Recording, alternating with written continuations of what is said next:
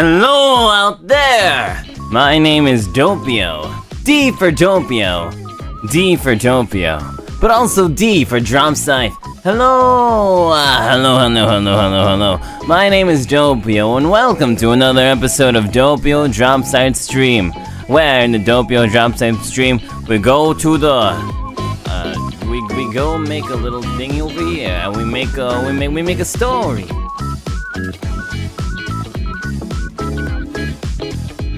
It's a story that we made together, huh? Ain't that cool? Isn't that cool?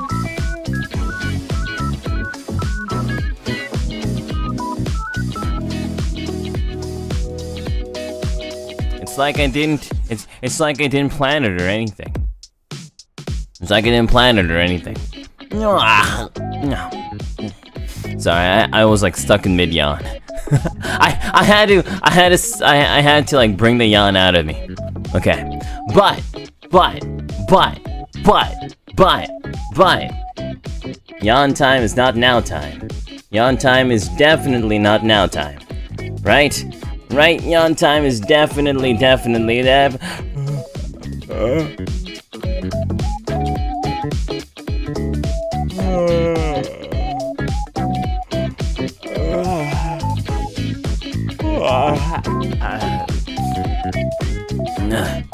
Okay.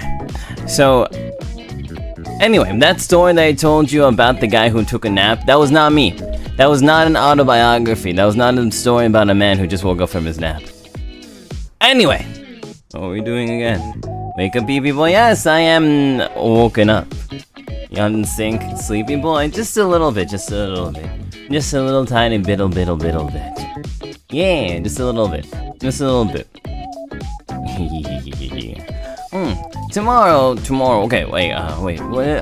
There's so much I want to talk to you about! Hi, my name's Doppio. Hello. We're gonna do a bunch of stuff today. today we're going to be doing our spooky, scary reading stuff. So today we're gonna do spooky, scary reading, and then tomorrow morning I'll be out all day. I'll be out all day tomorrow doing stuff. But at night, at 7 p.m. EST, I forgot that I had Token Ranbu scheduled, so we will be playing Token Ranbu tomorrow. So Token Ranbu Monday, then Tuesday night, like really late night. So it's gonna be a Doppio After Dark. We're gonna be playing, I believe it's gonna be, Keep Talking and No One Explodes with Maria.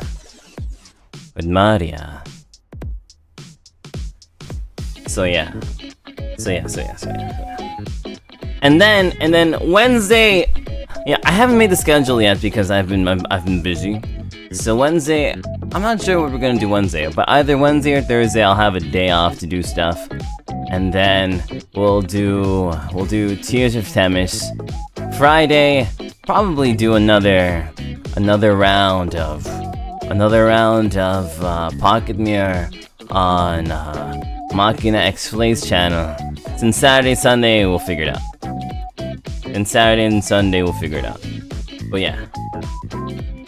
Wait, I think there's something on Saturday. Sunday, I think, is Aya's birthday. I think. Or maybe it's Saturday. I have no idea.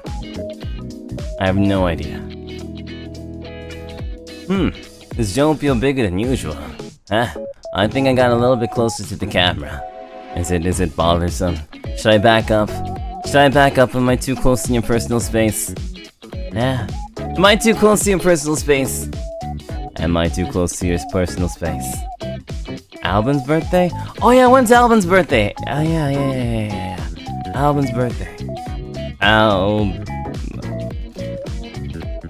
gotta get my Bug Fables birthday gifts ready. Okay, let's see, we're in the month of May.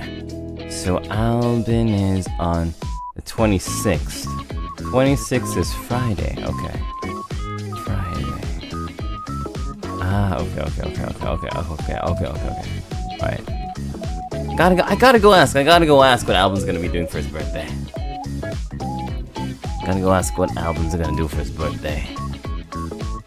Yeah. They'll never see the gifts coming. Exactly. So don't spoil it. The cannon? Yeah, the cannon's locked and loaded. And then we'll figure out what to do Saturday and Sunday. We'll figure it out.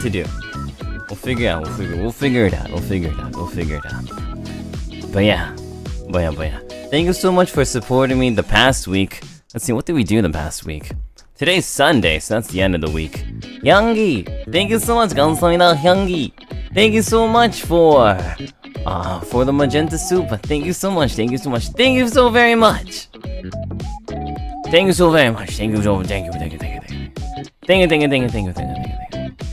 It's not there anymore. What do you mean it's not there anymore?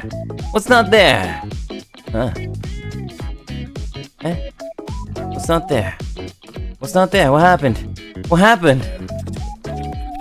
Anyway, so let's see. We are doing Sunday Scary Stories time. And then yesterday we had Family Feud. Hope that you enjoyed it. I was on Finana's channel. Huh? P.O. Blep? Huh? Eh? There's a buffering icon in the middle of stream, for real. I don't see anything. Really? There's a loading circle inside of my... What? Really? Let me see. There is one! Why? Why is there one, actually? What? Why? What's causing it?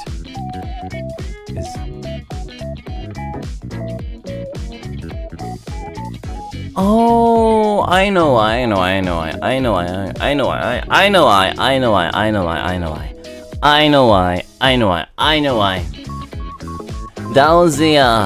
That was a program before. Yeah, I see it now. That's where X used to be. That's where X used to be. Yeah. X was a circle this whole time. You thought X was an X, but X was an O. Tic-tac-toe. 3 in a row.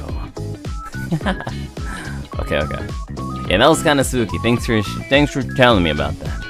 Okay, so then after we played Tears of Themis, we had an off day. Played Demonologist with Mrs. Celine and Hex. Then we played Turnip Boy. Then we played Pocket Mirror with Flay. NIJISANJI Family Feud, and then now we're doing the ASMR part, where we get to read some scary stories. Some spooky scary stories. That was a good one. I'm glad to hear. So, I wonder what was fun for you. I wonder what was the most fun for you. It was a good week. It was a good week. Hey, I'm glad. I'm glad to know it was a good week. No crimes were committed. Nah.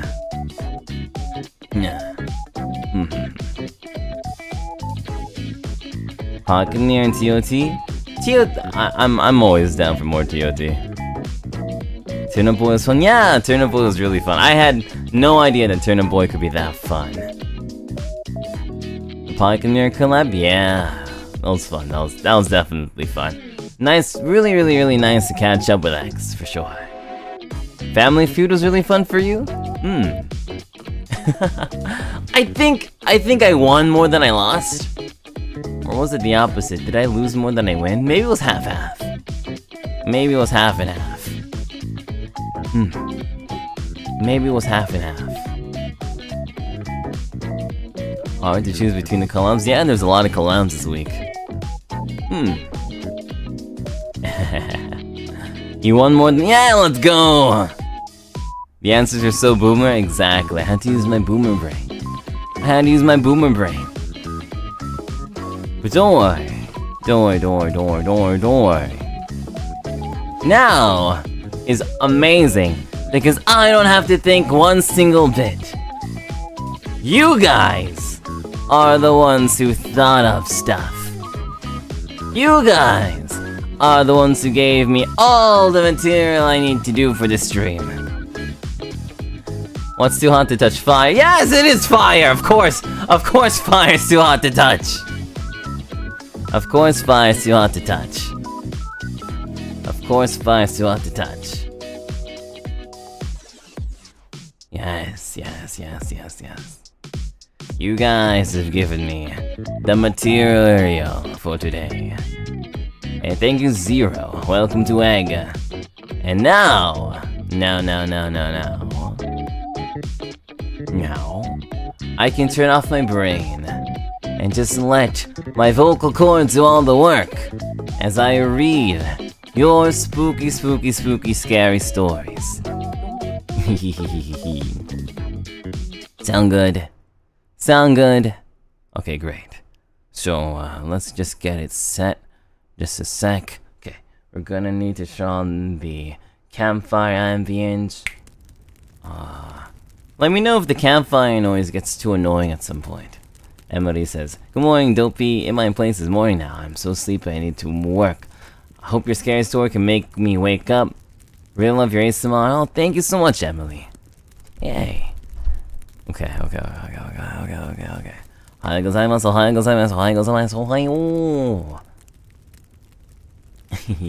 Asa gohan tabete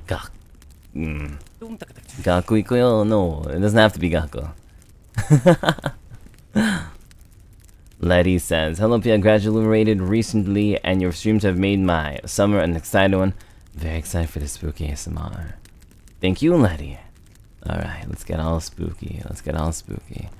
Get all nice and spooky. Okay. And then we're gonna go and begin by— let's make it an even more spooky kind of place. Okay. And then we go to the little place where I asked you guys to submit your stories, and then we start to read it. Okay. So, the first story. The first story.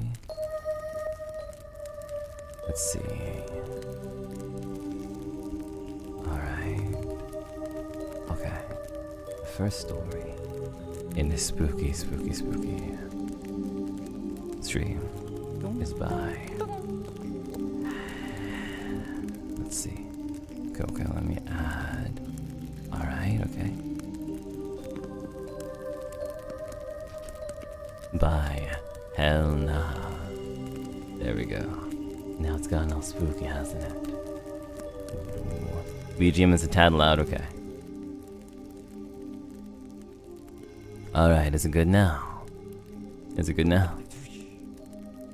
Is it good now? Is it good to go now? Are we good to go? Are we good now?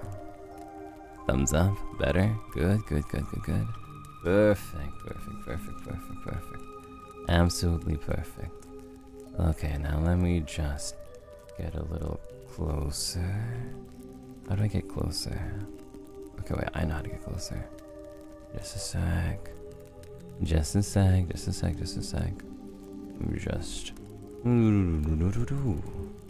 Okay.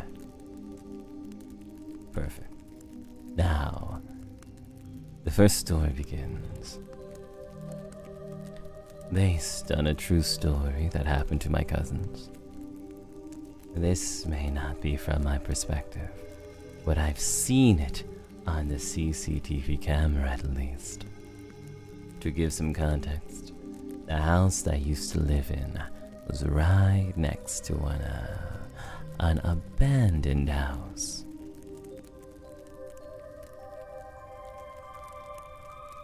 Already very dirty, and plants had overgrown. My family thought it was haunted due to the knocks.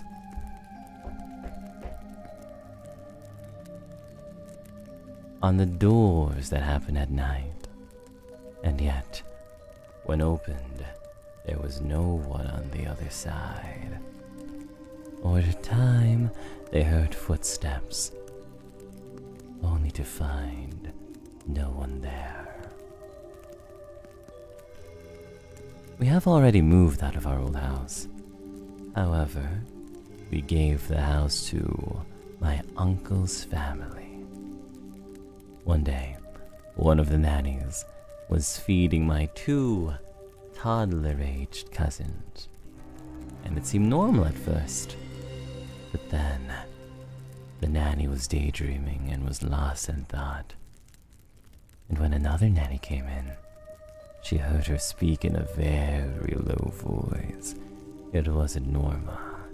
It sounded like a demon had come and possessed her. Quickly, the other nanny took my baby cousins outside of the room and called another nanny over. All of a sudden, the possessed nanny started crawling around on the floor and was speaking more aggressively. Forgot what was said, but it was threatening. The other 2 nannies then pinned her to the ground while praying to God for the ghost to leave her body. And after some time, it finally left. The nanny who was pinned to the ground laid on the floor, crying. I had always believed in ghosts when I lived in that house. It was also no surprise at all, due to the fact that it's Indonesia. But seeing this on camera made me believe in ghosts even more. Now in the present, the haunted house has been demolished, and the nanny has left her job. Ooh, spooky. Amazing job, Hell Nah. Amazing job. What a nice way to start out, huh? What a nice way to start out. I guess. The moral of the story is that you can never be too confident that a haunted house will not brave enough to one day possess you, just like you possess its walls. Spooky, spooky. Spooky. Okay, next story. This one is from... okay, wait. This next one is from... Alright, just a second. This next one is from... I sacrifice you, Chi-Chi. What a spooky name already. It was about to be 3 a.m. in the morning, and I've been cramming for my subject. But the thing is, I haven't slept since 12 a.m., desperately cramming on my activities, and school starts at 6 a.m. My bed is near the window. Every one of my family's already asleep. I was the one sleep deprived. Black as heck eye bags, to which I could even feel them throbbing. I covered myself up in a blanket. My back faced the window. Only my face and my hand are outside the blanket, because I still need to read and write, of course, and it makes me feel secured. I knew that the time was near 3 a.m. The only part of the house with lights on is my own. Across my room is my sister's room. And every time I gaze into a room, there's always the feeling that the silhouette of a woman dressed in our country's traditional dress, the straight posture, aura of a noble woman, gazing into my room. It wasn't only me who thinks that there's a noble woman standing on her own room. Even my sister thinks so too. It's just a good thing that I didn't pick that room to be my room. It seems that there are many different kinds of ghosts, and many different kinds of ghosts take refuge, take comfort in different areas of the house. Just pray that you are as lucky as the writer to not have to share a room, be roommates with a ghost. Spooky, spooky. Okay, next one. This next one is from RR. Okay. Let me get set with this one. And then... Alright.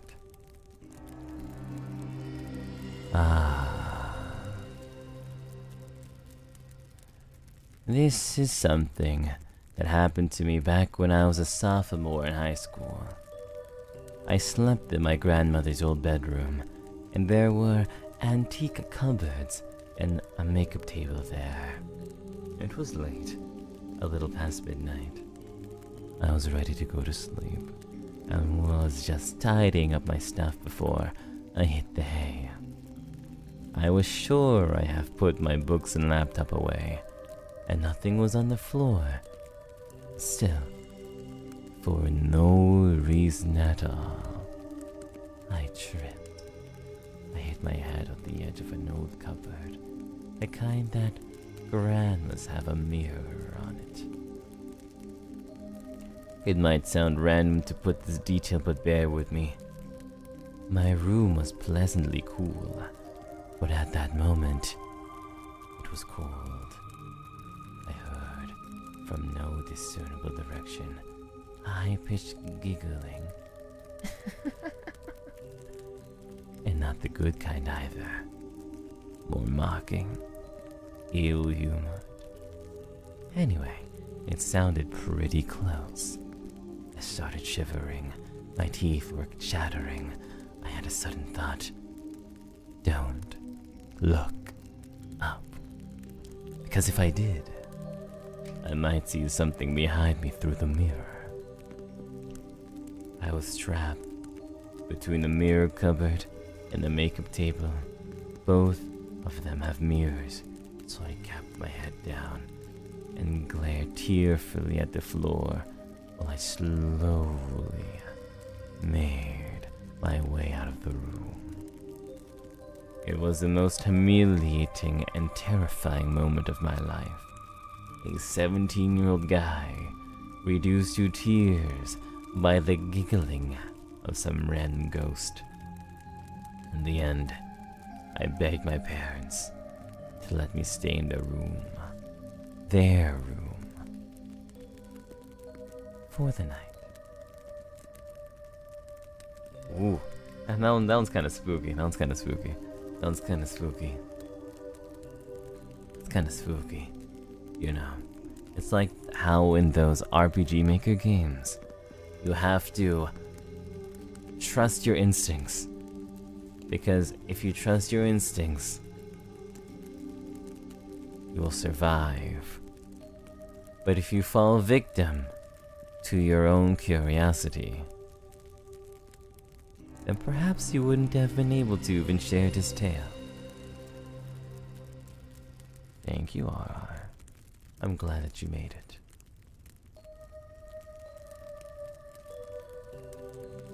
Okay, let's switch the song up. Alright.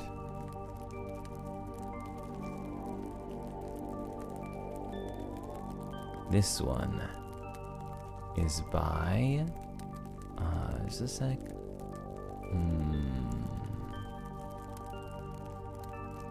Here. This one here.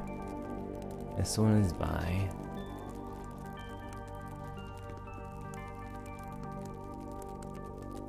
This one is by Ambarwati.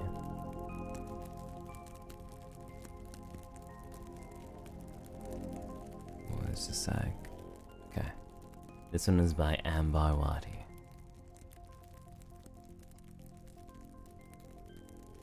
Based on my true story and my experience. Oh man. Another true story one.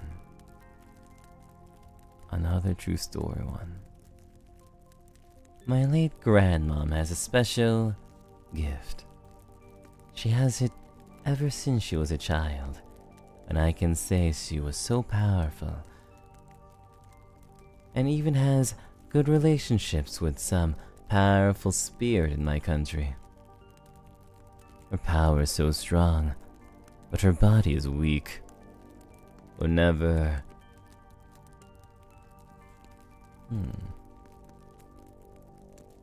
I believe whenever she went to the hospital, I was the one who accompanied her. The hospital has a rumor, a mystery horror kind of a rumor. And my grandma's room is in a VVIP area, so it takes a private elevator, and the floor is almost at the top of the building. I heard my cousin say to me that she has a weird feeling when she rides that elevator. Actually, that gift that my grandma has is like a family gift, so my cousins can feel them too. And one day, after I was brushing my grandmom's teeth, she said to me, "Hey, there's a little girl behind you. She follows you everywhere." And when I look behind me, of course there's no one else. Immediately though, I have goosebumps, but I try to act cool. In my country, Most people believe that Thursday night is also ghost night. I reply to her, "There's no one, Grandmom," while I go to the bathroom to clean the teeth and brush and the glass too. My grandma points at me. My grandma pointed at me and then the area behind me. "Yes," Grandmom said. "She is now walking towards you." Me, of course, wants to scream, but still I try to act cool and make it as a joke. I mean, maybe she wants to befriend me. I thought after I said that, my grandma would not mention it anymore. But no, she continues to say it again. "She is behind you now.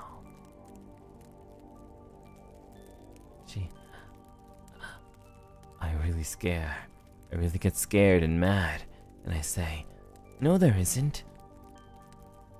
Grandma says, "Yes, she is so close to you." "No, Grandmom." "Look, she... No!" After I yelled no, suddenly the TV in the room turns on with maximum volume, and the scream is really loud. Wait, and the screen is... it says "and." I believe it means like, and the screen was like black and white, like the staticky. I jump and can feel my heart beat so fast. I try to turn off the TV, but the TV doesn't turn off until a couple of minutes later. And this story, it happens on a Thursday night. It's spooky.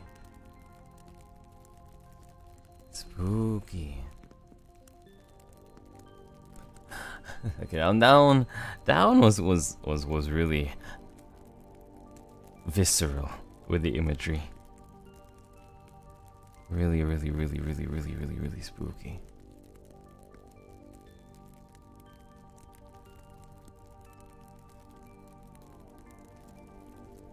Okay. Let's see.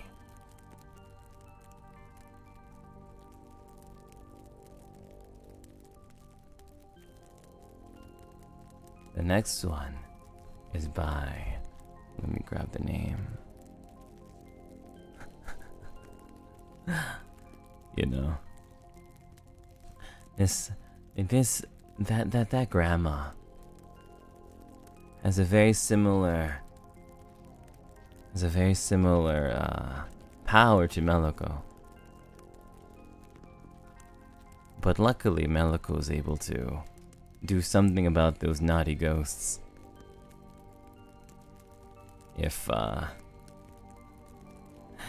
not, if she didn't, I wonder if Meloko would also be scared. Okay, this next one's from Flamin' Blizzard. Alright.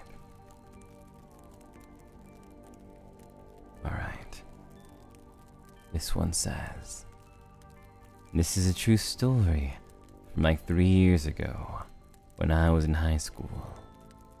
I'm very skeptical when it comes to spiritual beings, but this one experience blew my mind because there's no logical explanation for it. So, I got possessed on the way to school by a kuntilanak, an Indonesian ghost that looks like a lady with long black hair and a plain white dress." I hope I pronounced that right.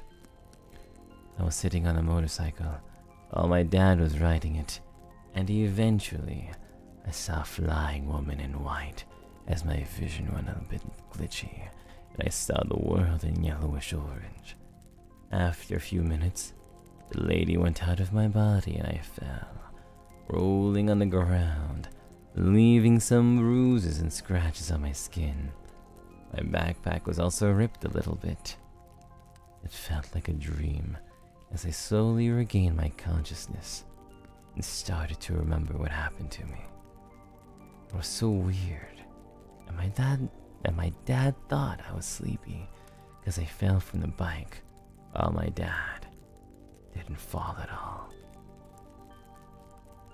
Okay, that one's really spooky. It seems that you can't even be safe on a motorcycle. Okay, just a second, I'm gonna go grab some water. But let that last one sink in a little bit.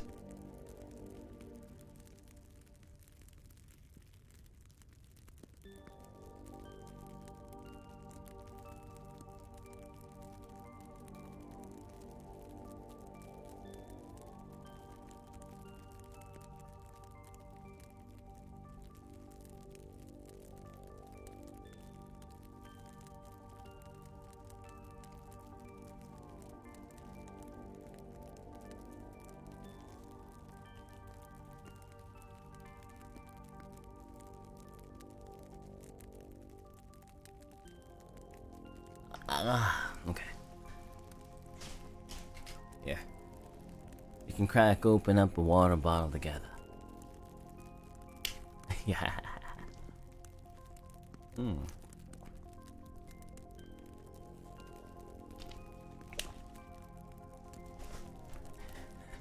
SCA?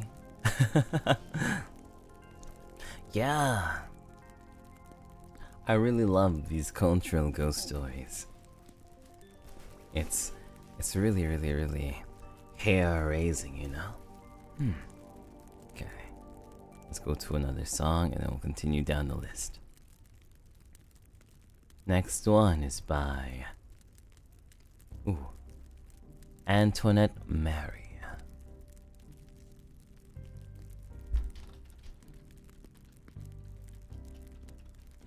Alright.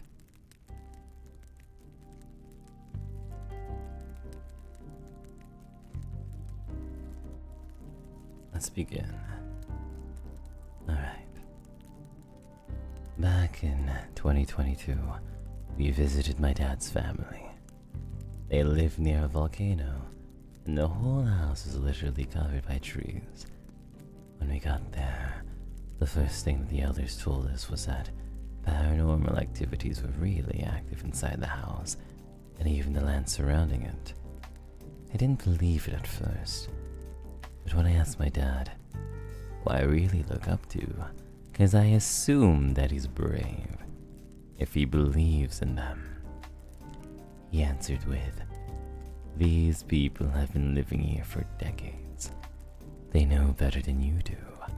Respect their superstitions and believe whatever they say, because they don't have any reasons to lie about that sort of thing." Then, in the afternoon, after we ate lunch, my dad explained to us how our great-grandmother had psychological problems. Apparently, her daughter, one of my grandfather's sisters, died at a very young age, and they buried her near their house. Soon after, my great-grandmother digged her way in her daughter's grave, took her lifeless body out of the coffin, and took care of her as if she were still alive. You know, bathe her, feed her, dressed her up, and even sat beside her. I was really shocked by this story, and eventually understood why the elders were warning us about the paranormal activities inside the house. I didn't get enough sleep the night after, and I even had to pee at like 1 a.m. Question mark. Anyways, it was a one-day visit, so I was lucky to leave that place alive. I love my family, but I really don't want to go back there again.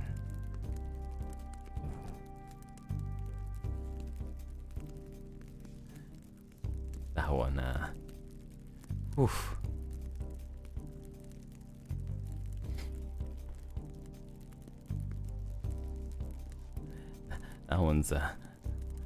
That that one's spooky too. Okay.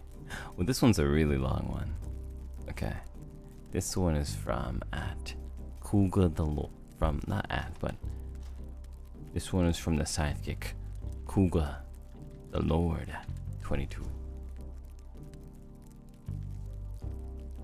This one's a long one. Which one? Can I change my story? Yeah, just submit it and I'll read it. Let's see. Kuga the Lord, which one?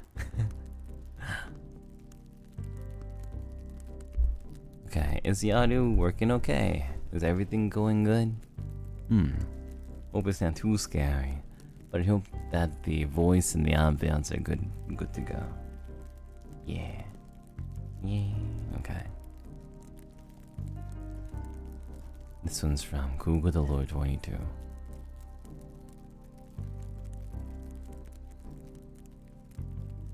This one is based on a real story in wartime. It was a time when there was no city, no skyscraper, no modern technology, and no electricity. There was only a forest and the land people live on, raising cattle and growing crops. Men go hunting in the forest, while the women tended children in their village. It started when a young woman went missing. She had gone a bit too far up the riverside and did not come home after dark. Her family went looking for her, only to find some traces of blood that pooled into a damp puddle before disappearing in the forest. The next day, a huntsman from the village found the poor woman's mangled corpse. Her body was half eaten already below. Intestines shone spilled, hair matted with dirt and blood, and eyes still half open with living terror as she died from what horror had consumed her life. At the time, people had only thought she was attacked by a pack of wolves or a lost bear, the animals that they have experienced dealing with, but footprints left at the scene hinted that it wasn't the case. It was a lone perpetrator, flexible and agile, strong and cunning, and definitely hungry for more victims.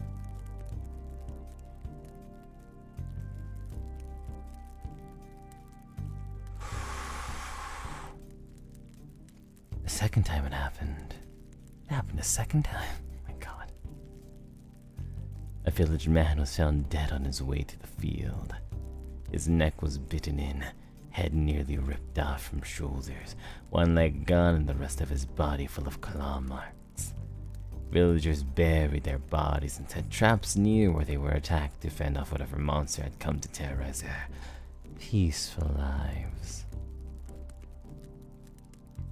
Old people, women, and children are told to stay home to protect themselves, while men hunt down this wild beast. But they soon realized that this animal is more dangerous than they ever imagined.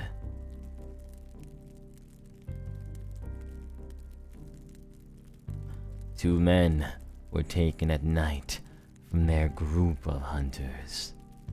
One by one, their screams for help echoed in the dark, from experienced hunters reduced to lifeless bodies the others found when daylight finally came. The beast did not even eat them, as they found a half-feasted hog not far from the scene of death. The dead men were simply a taunt from the animal, as if it's telling him that all their attempts against it are nothing. The days after are filled with terror as the beast not only went right into their village to attack cattle and any poor soul wandering around went hunting. It even broke into houses at night to snatch people into the forest. The other villagers can hear screams and cries of their neighbors as they're being dragged away, but cannot do anything in their homes in fear of being attacked, or even the next feast. When morning comes, men get together to pick up what's left behind, carcasses of both human and cattle, to bury in the forest. A few rare witnesses identified the beast to be a big and fierce tiger. Village men tried to attack it in groups, but always failed to its agility. They set up more elaborate traps, but also failed to its cunning wit. Eventually, the beast became bolder, appearing even in daylight, prancing around the village as if declaring itself the king and the whole village its feeding ground. An old woman and her grandson, a wife and heavily injured husband, an infant snatched from parents' arms, another young woman lost life right inside her home. Fear and terror enveloped the village in dreadful atmosphere. They mourn the victims when they're found, believing that souls taken by the tiger are forced to lead the beasts back to the village to take another life in replace of their own. Eventually, the villagers are able to contact external help.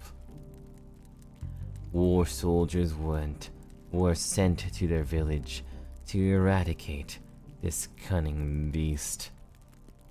The first few attempts were of course futile as the tiger managed its way right through their traps, but they were able to follow the traces to its cave. The beast already slipped away into the forest, leaving behind a rotten stench of a half-eaten human body. The soldiers retrieved the corpse, brought back to a waiting family, and asked for permission to use the corpse as bait. Upon receiving yes as an answer, they put explosives in the corpse's stomach, sewed it up, and laid the body near the village's gate. Just like they've planned, the tiger came to retrieve its half-eaten carcass. It did not put up guard, thinking there's nothing wrong with eating food in daylight inside the village.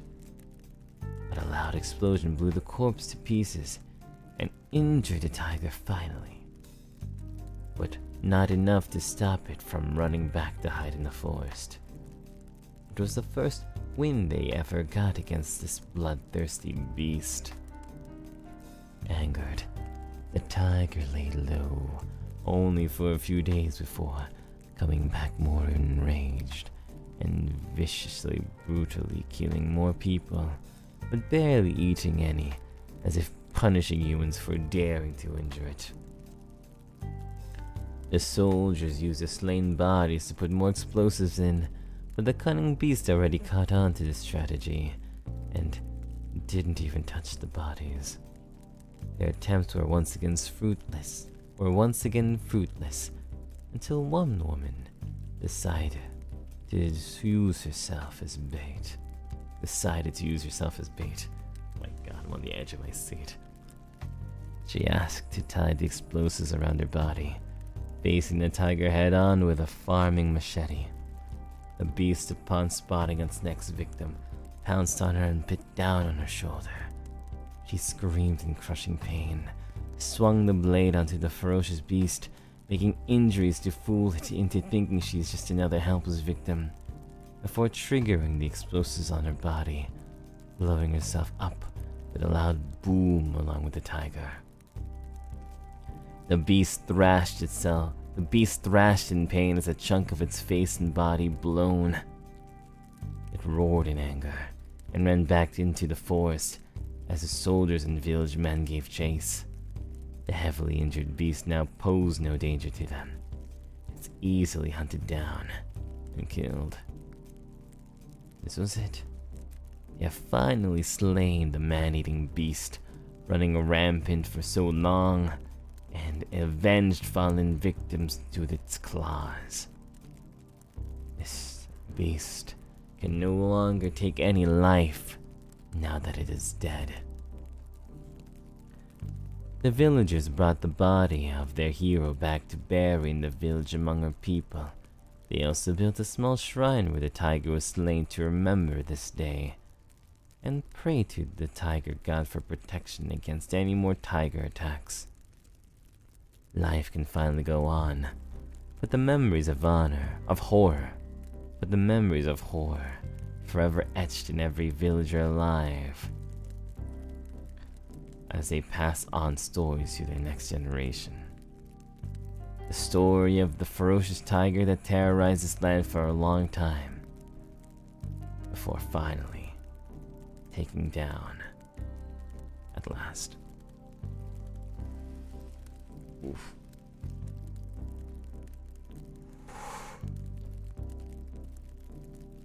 That one was pretty spooky. That was an entire book arc. That was an entire huge arc. I felt so bad. Okay. That was quite surreal. That was quite surreal. In the sense that, like, I could visualize every single moment. And it was really spooky, actually.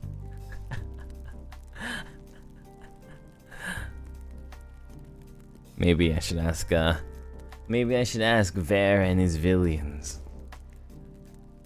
Be like, do you know that tiger? You know that tiger? I should share this story with them. Good work, Kuga. This next one is from Likewise.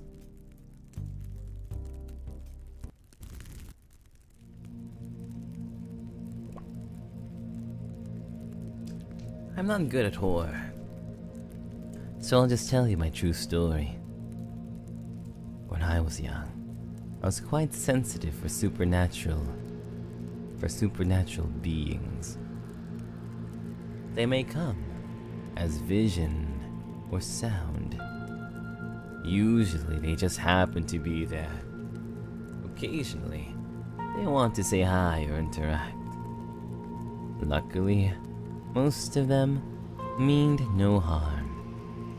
I learned by instinct that if I ignore and act like I can't see them, everything will be fine. As I grow older, my senses become duller. The last time I think I saw them was in my college's dormitory. At that time, I participated in a chorus competition, so I had to stay on holidays that almost all students went home during. One late night, while I was walking alone along a hallway, I noticed the girl on an upper floor. It's a girl with a college's uniform. She was sitting with her leg hanging down from the upper floor with something in her hand. With her long black hair and poor lighting, I could not see her face, but I can feel that she looked at me and smiled. I felt something strange about her, but still, I kept walking. Then I realized. I walked on and looked up at another block with the same pattern. Indeed, the place she sat wasn't connected to the upper floor. It means that she had to climb over the gap just to be at a dangerous place with no support. Very strange place for a human to sit. If she were one. So, I walked faster until I found my roommate. And that's only when I felt safe again. After I tell my friend and I asked her to go check for me since I was too scared, she said that she sees no one. The college is quite strict with students, so there are news about stressed students jumping off a building almost every year. The room I was assigned to that occasion also has a talisman on it, which is commonly used for restricting evil spirits in my culture. After that, I only looked at floor whenever I walked past that spot, and I've never seen it again. Whoa. That was pretty heavy. That was pretty heavy. Goodness gracious me.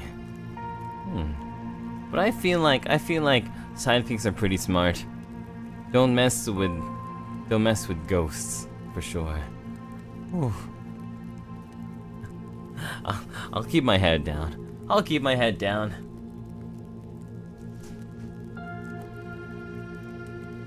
Alright.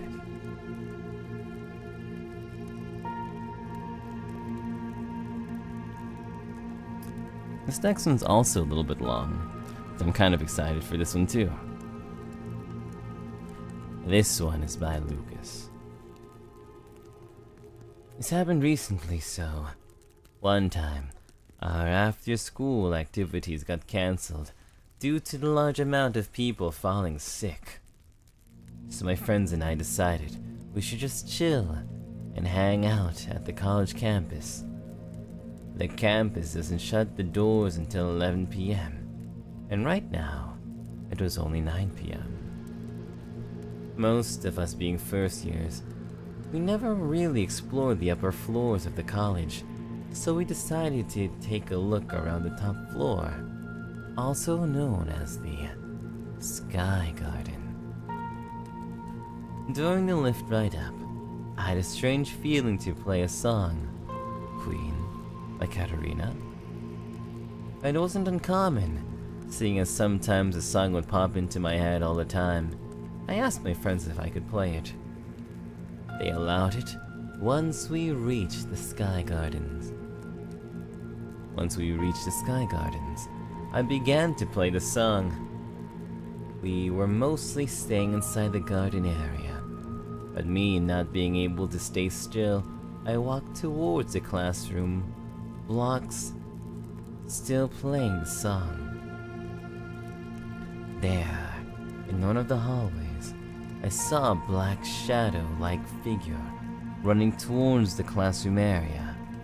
I was immediately scared at first because it wasn't my first time with a ghost. But I think that day I was feeling brave, so I went to check it out. Of course, nothing was there when I looked. My friends all called me to come back to the Sky Garden, which I did. But then I saw the same shadow, running again this time into what I thought was a classroom door, but it ran through the wall instead. I checked inside the classrooms, but nothing was there. One of my friends came to see what I was looking at, and I asked if he saw the shadow thing, but he just looked at me scared and said no. By the way, I never stopped playing the song. I kept it on loop, as if something was telling me to keep playing the song. So I just went back with my friends and we went downstairs before the campus closed. I stopped the music after I told everyone what happened, seeing as it freaked out one of my friends real badly.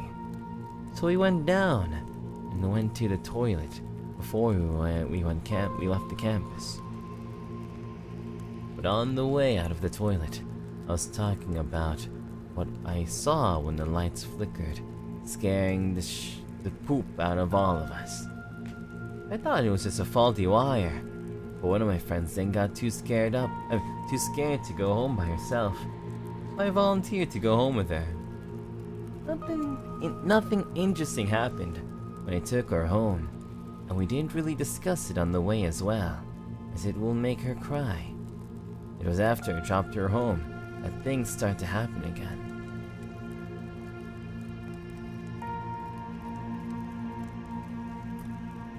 I was walking under her block with a flipping tic-tac box when a flipping tic-tac box almost hit me square on the head. Almost. I just got scared as heck and walked faster to the bus stop, which had people as well. By the time I reached the bus stop, it was 11 p.m. I wanted to listen to music while waiting, but I suddenly had a voice in the back of my head, playing the same song as before. I just played the song, hoping whatever that voice was would leave me alone, because I was tired. I played it once, and only once. This time, before the voice disappeared, and so did the urge to play the song. It's been a month now, and I still don't know what happened. I don't know if the ghost just liked the song, so he wanted me to keep playing it or what. Never even had the same song come to my head so far. I only see it in the recommended videos. Scary, but not really. Love you, Pio. Thank you, Lucas. Huh, that was scary. I guess the moral of the story is you should always carry some music on you, just in case the ghost likes it and decides to spare your life because it wants you to just keep playing the song. That's a good lesson. That's a really good lesson.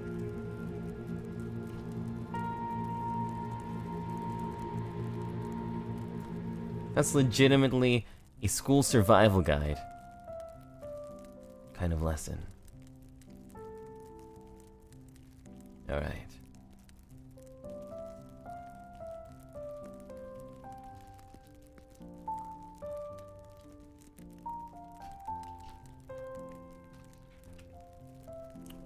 Alright. The ghost had turned it up. Yeah, exactly. The ghost is just vibing. The ghost is just vibing. The D stands for didactic story. Did you learn anything from it?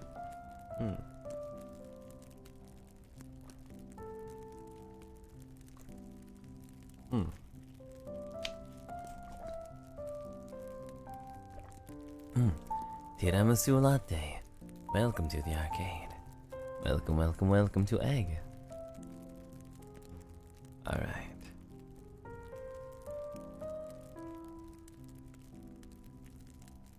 Let's see. This one's from It's Kyra. One calm and relaxing night, an innocent little girl lay awake in bed, unable to sleep. And then, bang! She heard a noise coming from downstairs. She only lived with her grandma, who would lie in bed all day and night, since she was so old and she could barely move. So she thought, there's no way it's Gran.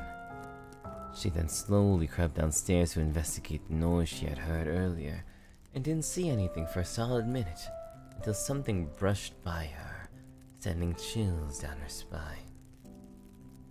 She turned around, and there stood a long yet thin black figure with a wide mouth, smiling with its sharp and pointy teeth, and whispered to the girl in a cold and scary voice, "Look out, I'm always watching." The little girl shrieked in fear, almost waking up her grandma, and immediately ran back to her bedroom and locked herself in there. She heard big thuds coming closer and closer every second. She soon saw the shadow of the black figure from under their door, and as soon as she went under the covers, the figure was standing there in front of her, snatched the little girl in her covers. She was never seen again. The end. For now. I did this on a Google Doc and really got into it. The first time I wrote a story this long and it's not real. Or is it? Oh wow, it's Kyra. You should write more. That was really good. That was pretty good. That was actually really good. I would definitely read a part 2 if you ever made a part 2. If you ever made a part 2, I would definitely 100% read part 2. That was pretty cool. That was pretty good. That was pretty good.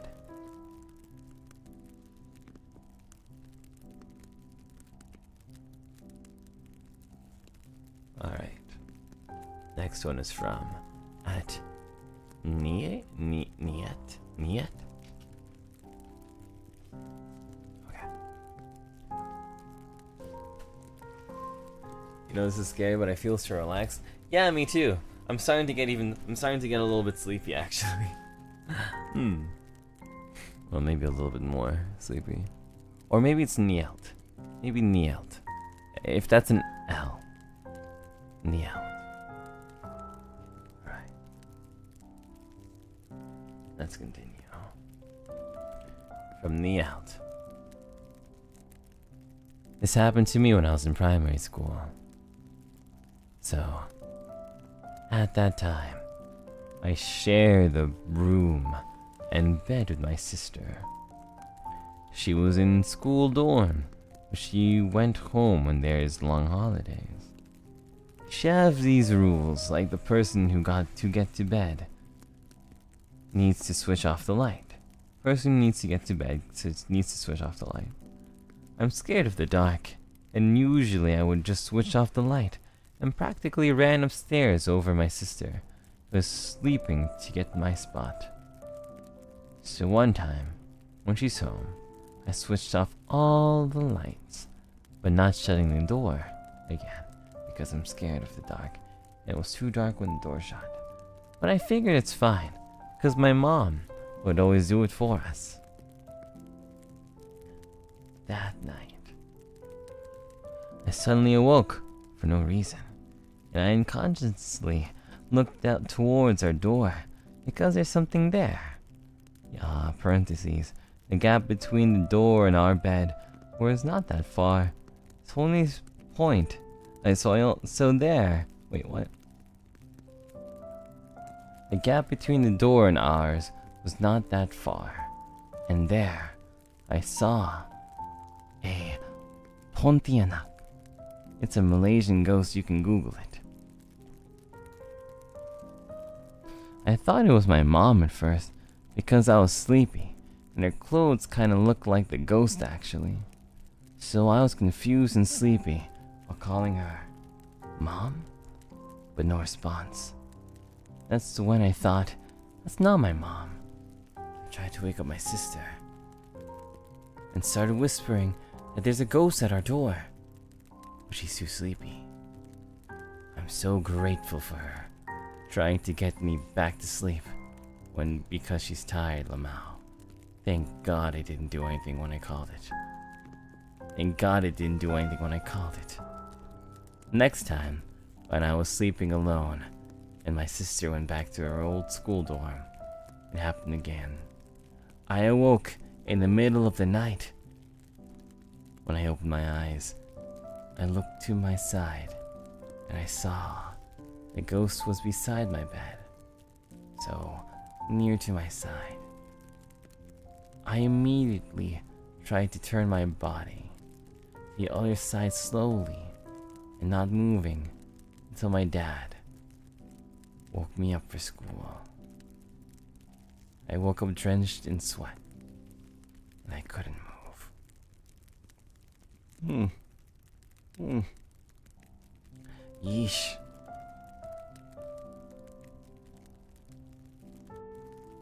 Okay, next one is gonna be from Arazefi, but before that, goodness.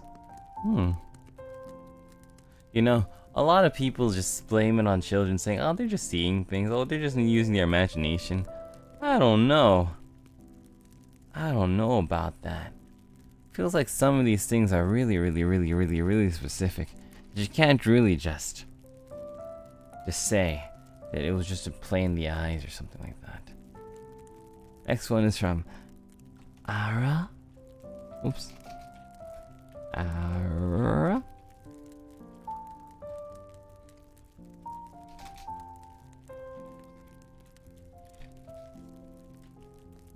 Come on. There you go. Ara. Why was it so hard? Zephy. Okay. With just another sec, I'm gonna go. Wait, with just another sec, I'm gonna get another bottle of water. I didn't realize that it would be so much reading. I realized it was gonna be a lot of reading, but I didn't know that my throat would get kind of dry through it. For just a sec, let me get some more water. Ah!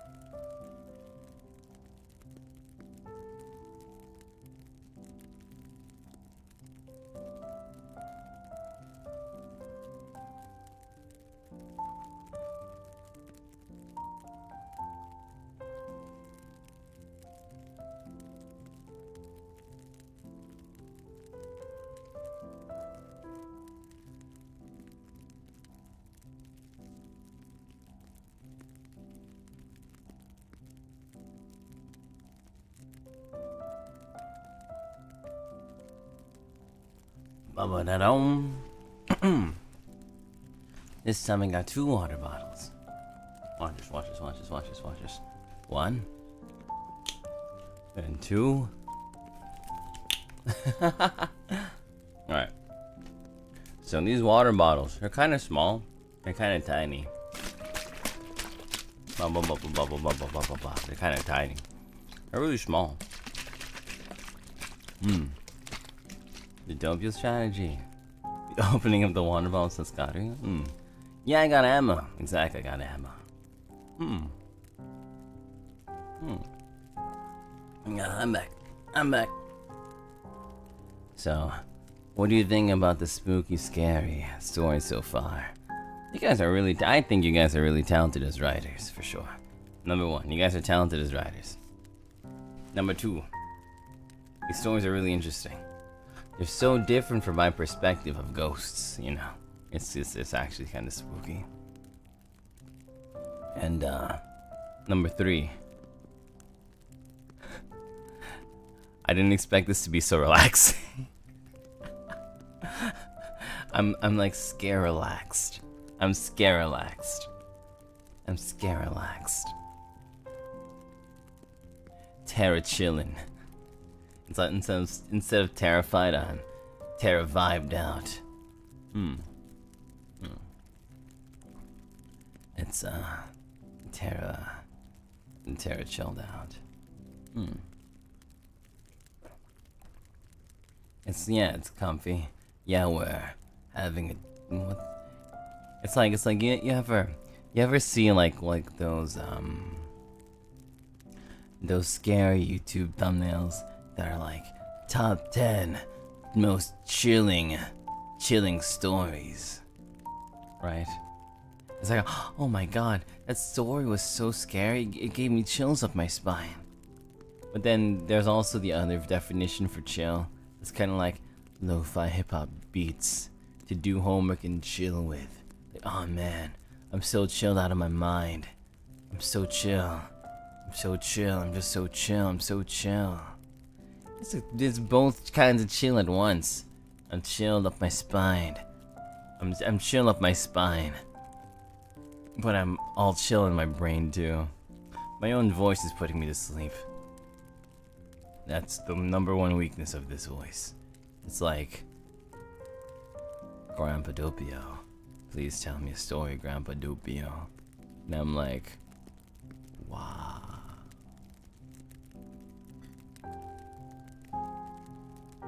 Papa Pio, tell me a story. Alright. He scouted himself, yeah.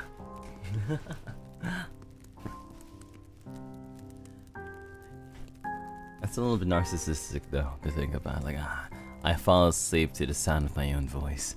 I give myself a lullaby and I fall asleep. I watch my own videos to fall asleep. Wow. Whoa. Wowie. Are you gonna fall asleep to your own self? I don't. That's the thing, I don't. But right now I kinda am. Maybe it's like the music too. I kinda am. You only follow top 10 animes? Ah, I see. You should be a little bit full of yourself, to be honest. You're him. You already know. You already know that I'm full of myself. I'm absolutely so dang full of myself. I'm so ridiculously full of myself. You guys already know. Alright. What you don't know is the story. And I'm gonna tell the story. We'll continue with the story. This story was told to me by my grandmother. In this town, they said that there was a place you should not enter. Supposedly, there were 3 coffins where 3 people who looked like vampires slept. They had long nails and had no soul. They absorbed your energy and weakened you. They were like the living dead. People were afraid to go to that place. That's why they avoided walking there. Once, when my grandmother was a child, she used to take care of the flock of sheep. Every morning, she had to do it. But this time, she did not take care of the sheep. She left them in the pasture. She was a naughty girl, so she wanted to see that place that everyone said they won't enter. She just wanted to play, and then go home. She saw a dark place, an abandoned place. She saw a man sleeping in some kind of wooden coffin. My grandmother got scared and ran away. My grandmother believes in such things. Well, that's what she told me. Sorry. I don't know what you have to be sorry about, Ara. This was pretty good. This was pretty good. This was pretty good. It's always the stories to tell that teach children, hey, you little booger, you little nincompoop, don't go exploring caves. That's the worst thing you can do. That's the worst thing you can do. Explore caves. Explore caves. That's like the worst thing you can do. It's like the worst.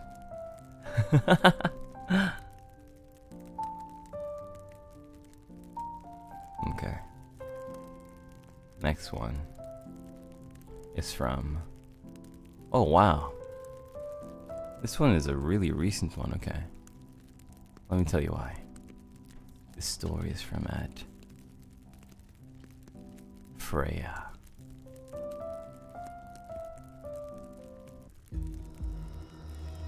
Alright, this one's from Freya.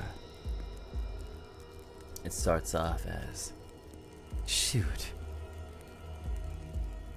This happened just exactly last night. Parentheses. 11 hours ago.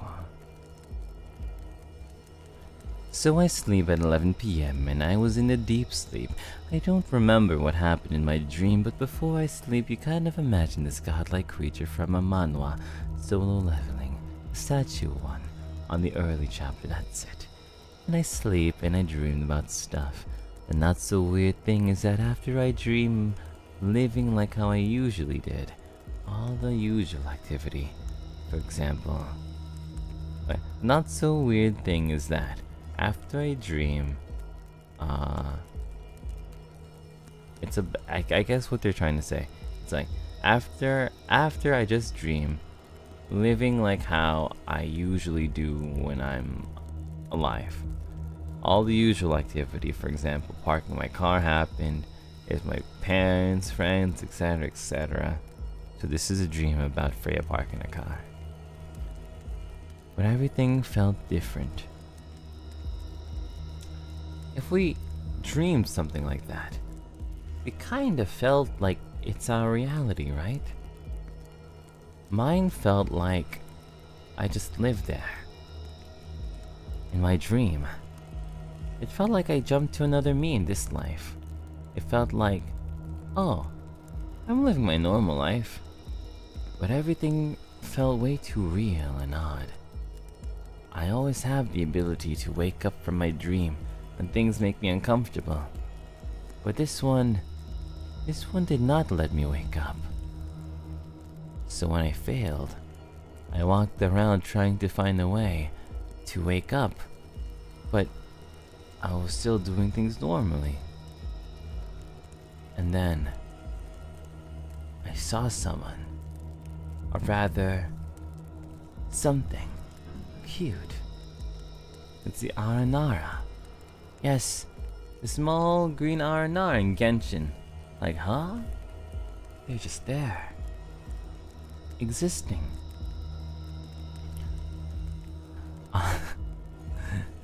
Imagine playing Genshin so much that Genshin haunts your scary dreams. Obviously no expressions, just like how they usually are. But what they told me sent a cold shiver to my spine. These are not the exact words, but they something like, "My leave. It's better here. You cannot escape." Dopey. I swear, ISTG. If it's a nightmare, I would only freak out and wake myself up, but I can't.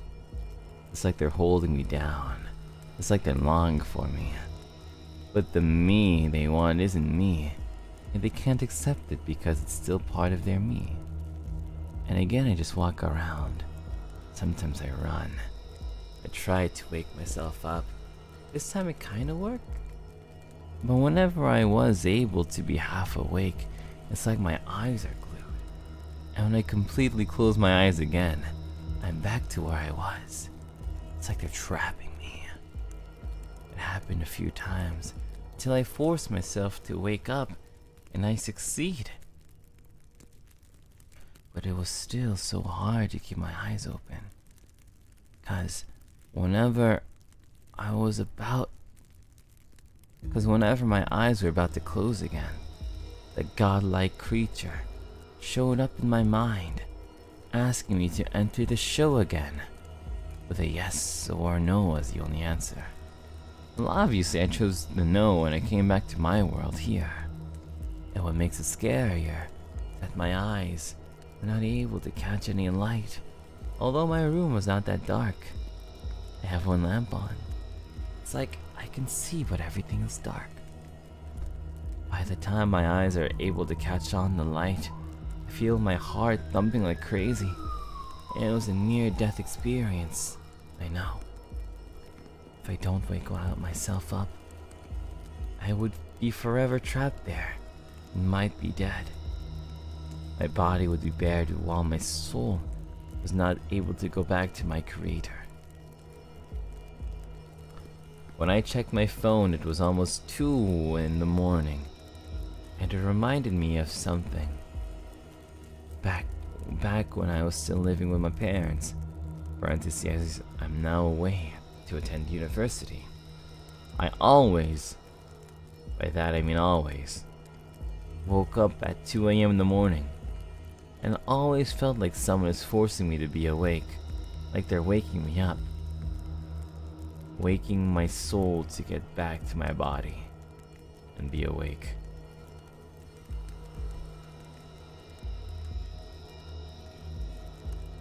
Alright, looks like I'm not sleepy anymore.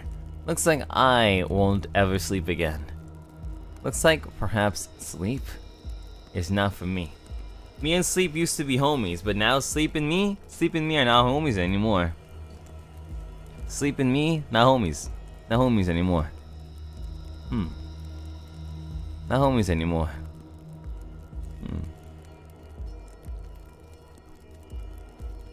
Okay.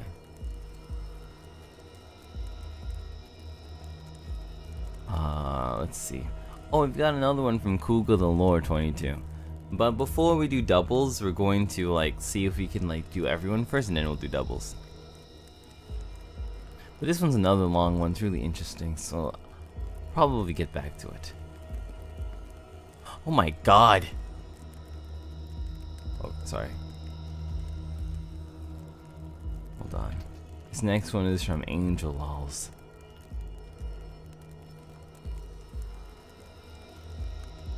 There aren't too many. Gotcha. Well, we'll read what we can. This one's spooky. Alright.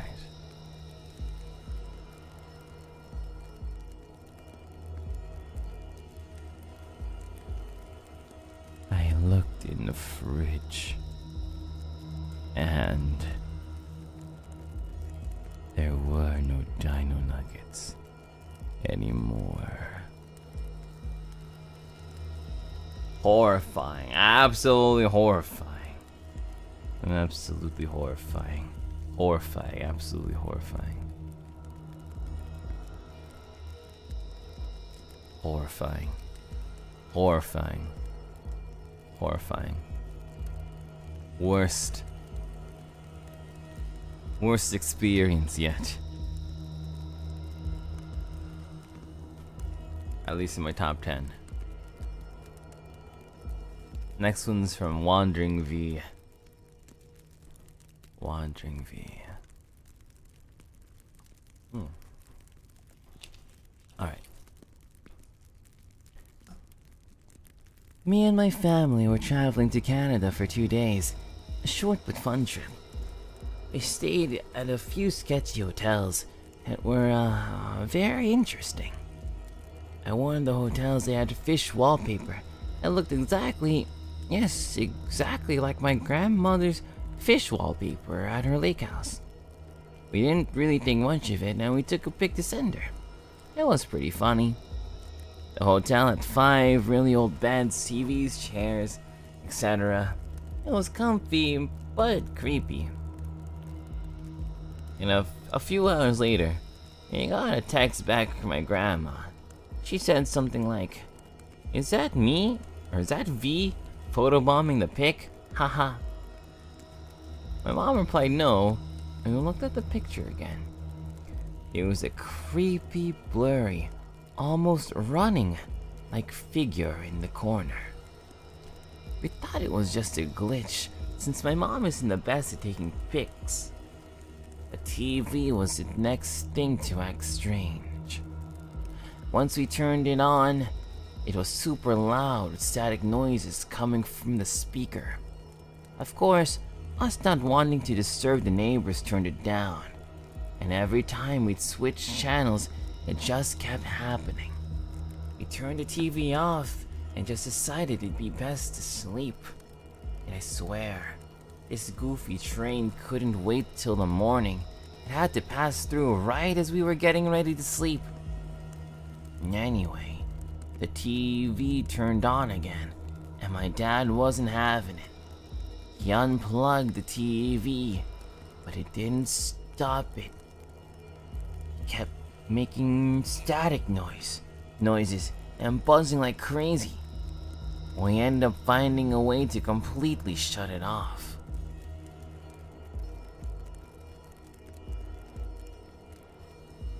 Once our lights were off, and everyone was asleep or so, I woke up. The room was freezing, even if it was at 74 degrees.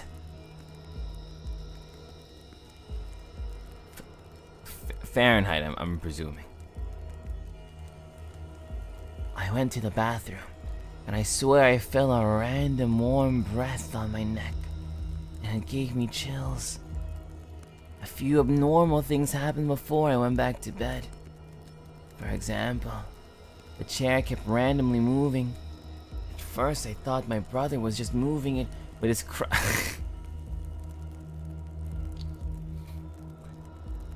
with his crusty feet. But I was wrong. It wasn't the chair he had his crusty feet on. You dissed your brother in front of all of these sidekicks. You dissed your brother in front of all the sidekicks on ASMR Horror Night.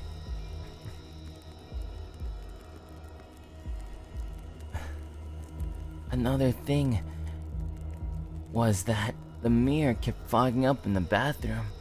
I'd wipe it away and it would come back. I just thought I was delusional, but I don't think so anymore. I went back to bed, and I swear before I drifted off I heard a loud clash. Once it was morning, my parents went to check the loud noise from the night before. It came from the bathroom. The shower head fell down. Talk about poor management. They reported it, and just left after that. We all remained calm at the time. But looking back at it, I will admit it's kinda creepy. Keep in mind this hotel is a few decades old, and when there were rarely any rooms or service. But it was cheap. So much stuff went down in that hotel room, I swear. It didn't help there was a train track next to it. The people that did work there were pretty creepy. Old women and men. And that's the end of that one.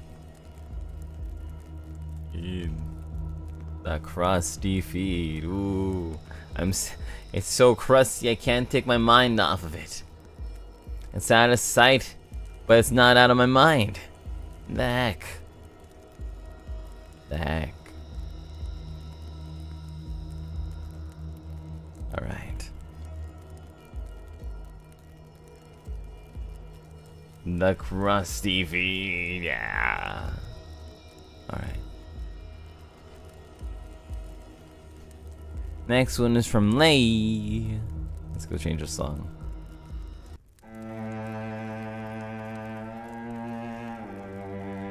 Based on a personal experience. Alright. I don't really know if that's spooky, but there I am, I guess. This event happened a long time ago.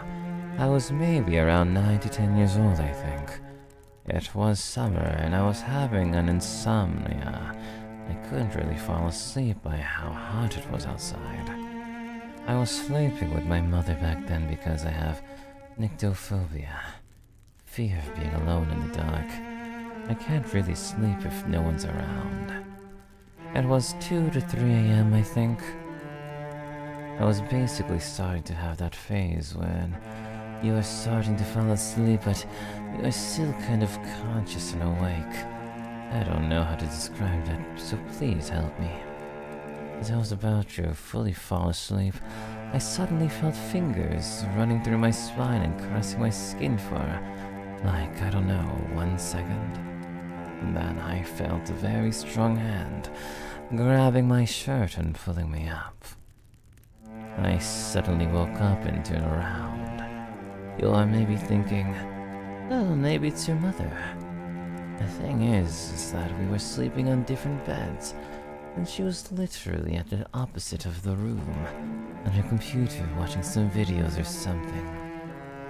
Until that day, I can't really tell what this is, and even though I was starting to become sleepy, I still remember the feeling of those fingers on my back. I've also never experienced any of that sort later. I'm probably going to die, but I hope you like my little story though. LMAO. Much love, take care. Heart. I've never used that accent before. I wonder if it sounds smart. Well, thank you, Lay. I hope you don't die. And that, we never get ghost hand high-fived ever again.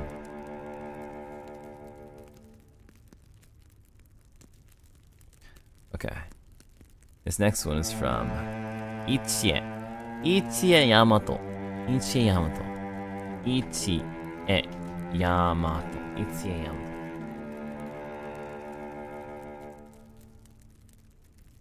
This happened to my mother and I many years ago. We used to visit a mall near our house pretty frequently. On that day, there were protesters on the street near my school, so my parents were called to pick students early. Now, because I have swimming class in the afternoon, we decided to visit the mall to kill time. This mall wasn't built that long ago, but it looked quite empty and dirty. There wasn't anyone on the ticket gate, but it was open, so we just proceeded to the parking lot. The mall's parking lot is like a spiral with 7 floors on it. However, from floor 3 to 5, there were never any parking lots. So it would either go to the first, or second, or 6th, or 7th. We went up the spiral, but the distance from the 2nd floor to the 6th floor felt really long. We were going up in a spiral for almost an hour when it should have taken us 15 minutes tops. No car came down nor up with us.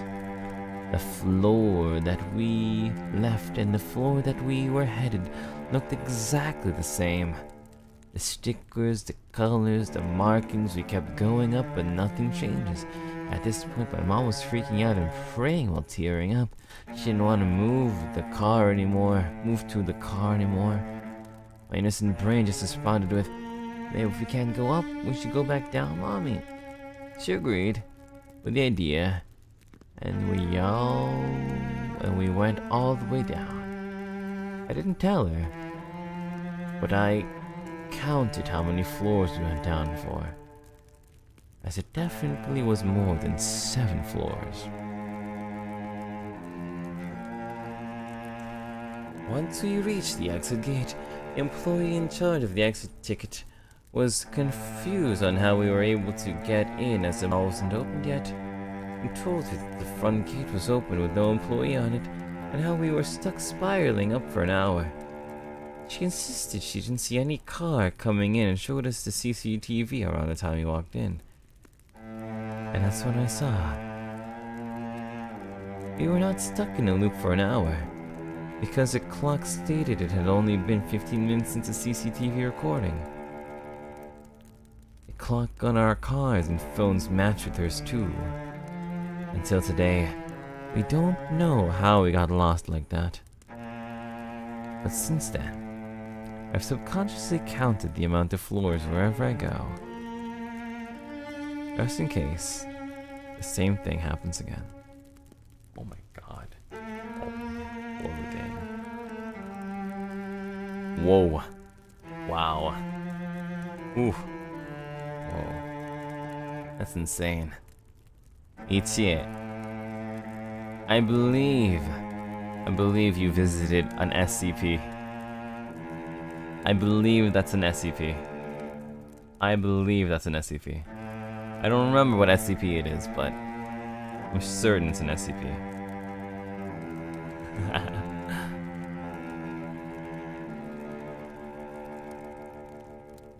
Alright. Oh my goodness gracious, this next one is horrifying. This next one is absolutely horrifying. This next one might be the scariest one so far. Okay. Might be the scariest one so far. 087? Probably. Probably. Risa writes, it's a scary story in a way. Sometimes I get a charge on my credit card for an amount I don't remember, or I get a delivery of goods I don't remember ordering. I sometimes think about talking to my credit card company, or that I will be scammed if I accept the package. But the truth is that I have done all those things in the past. This was a scary story of gifts arriving from my past. 2 days ago, I received a lot of solid perfume. I'm going to smell them a lot.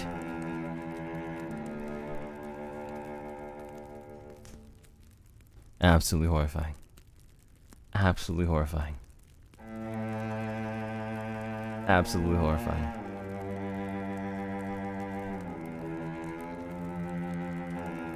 NIJISANJI. Solid perfume. Back in stock. Back on sale. You can smell like me on Halloween. Or what you could do is that you can get every single member of XSOLEIL's solid perfumes. Spread them around everywhere in your room. You can close your eyes. You could make believe that it is the student council room. Or you can take my perfume and rub it on the pillow next to you. And so that way, if a ghost pops into your room at any point of the night, the ghost will smell me, and the ghost will say, oh wow, that guy smells really cringe. I better get out of here. I wouldn't want to catch the cringe.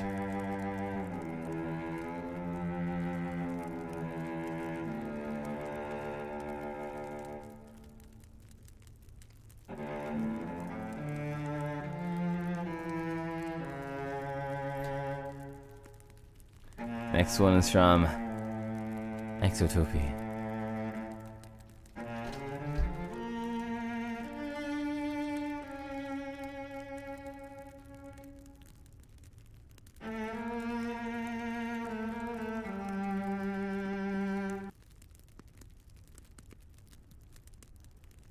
There we go.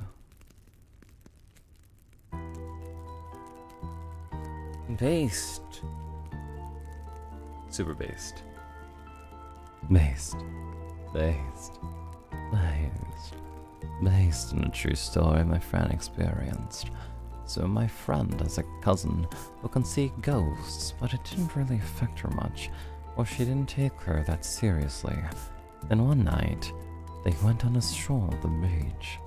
They sat on a bench and was chatting casually, until she saw a shadow figured from a distance.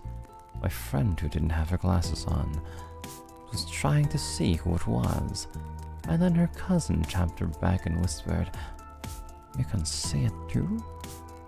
And she looked back to the figure that disappeared. Well, then she looked at the sea and saw a dark figure slowly going down the water. My friend, like a normal person, freaked the hell out and left the beach and sat somewhere else. She didn't want to go back to her hotel room yet, so they sat in a well-lit area. Her cousin was laughing at how panicked she was, because to her it's normal. She stops laughing and looks behind her and said, "There's a red ghost next to that tree staring at us." My friend turned back but saw nothing. Not sure she was messing with my friend, but she explained that her cousin said that the red color represents vengeance. Safe to say, my friend couldn't sleep that night. I believe her, since I knew her for a while, and she would never lie with her experiences.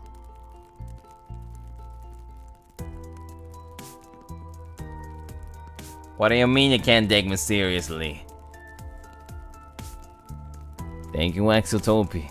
Hope that your friend will be able to sleep at some nights.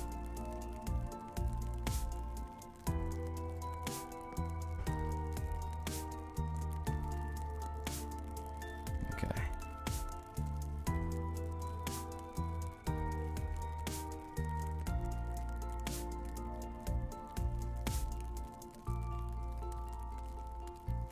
Let's see.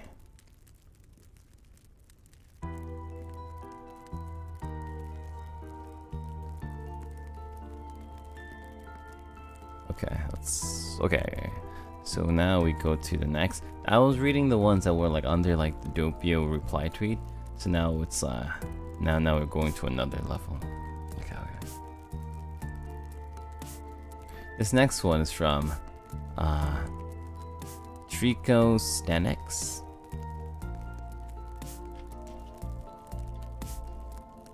Okay.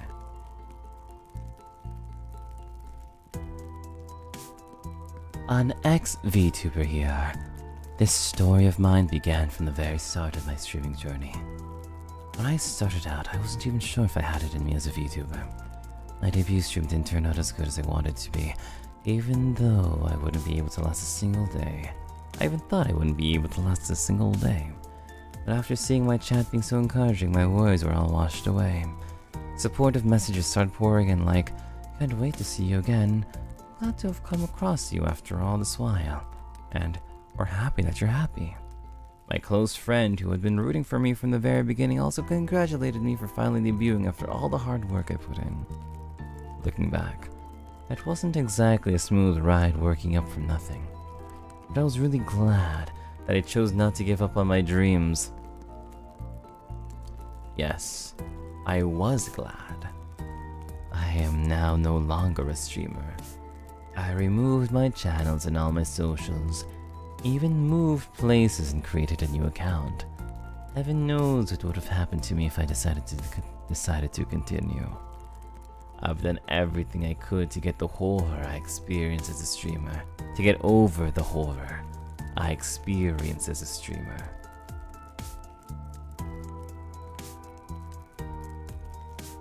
What happened? This one's creepy. Okay. Yeah.